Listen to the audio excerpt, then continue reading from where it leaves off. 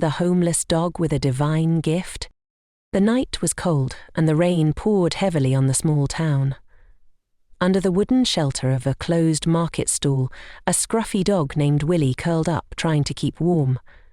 His fur was soaked and his thin body shivered.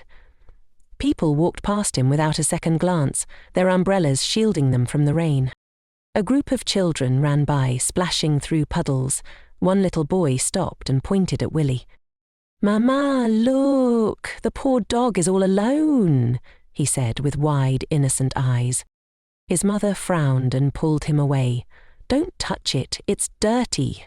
It might have diseases." Willy lowered his head, his tail curling around his wet body. His stomach growled, but no one cared. He had no home, no family, and no name to call him, yet he was not just any stray.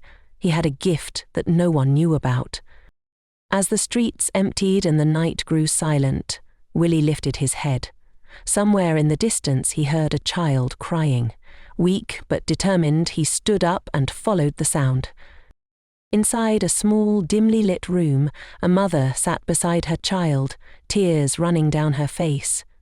The little girl, weak and burning with fever, lay still, barely breathing. A doctor stood nearby, shaking his head. "I have done all I can," he said. "Let's hope she gets better by morning." The mother sobbed as she held her daughter's small hand. She did not know what else to do. At that moment, a small shadow slipped through the open door. It was Willy. His paws were muddy and his body was soaked, but his eyes were full of warmth. The mother gasped and stood up. "A dog? Get out! I don't have time for this," she snapped, waving her hand to chase him away. But Willy didn't leave. He walked to the child and gently placed his paw on her chest. A soft golden glow surrounded them. The child stirred, coughed, then opened her eyes.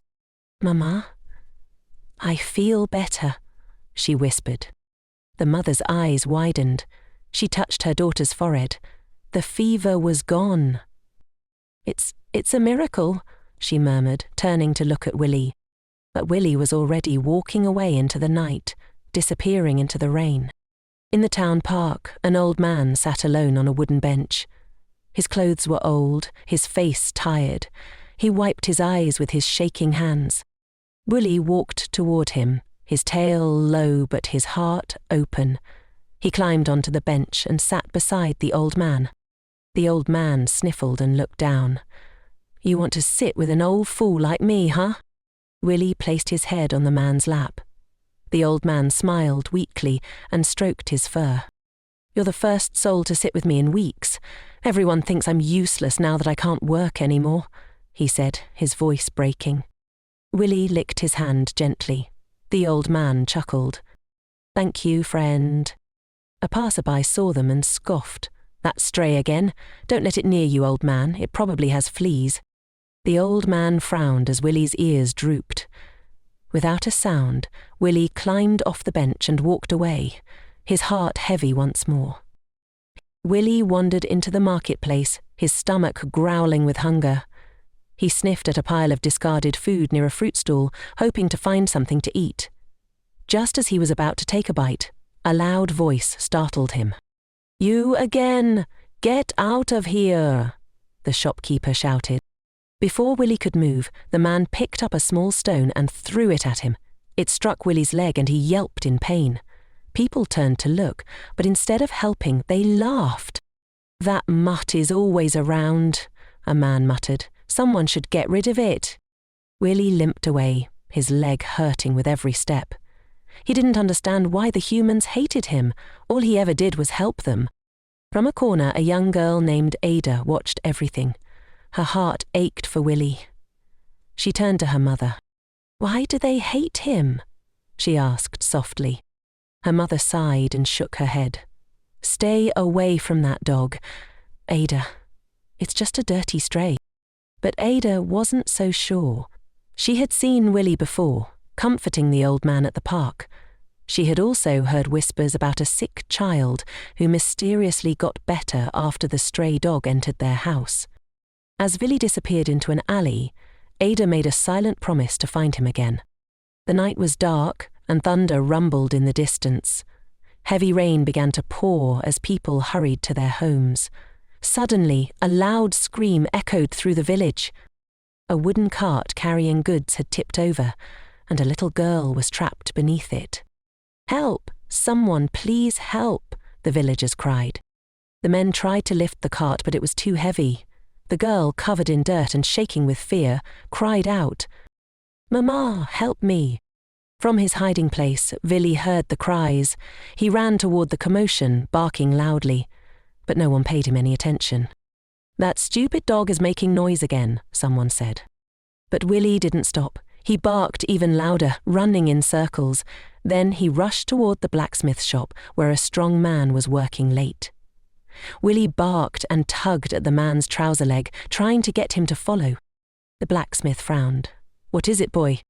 When Willy barked again and ran back toward the accident, the blacksmith's eyes widened. He grabbed a metal rod and ran after Willy. When he saw the trapped child, he didn't hesitate. "Everyone, help me lift the cart." With his strength and the help of the villagers, the cart was lifted just enough for someone to pull the girl out. She was crying, but she was safe. "The dog.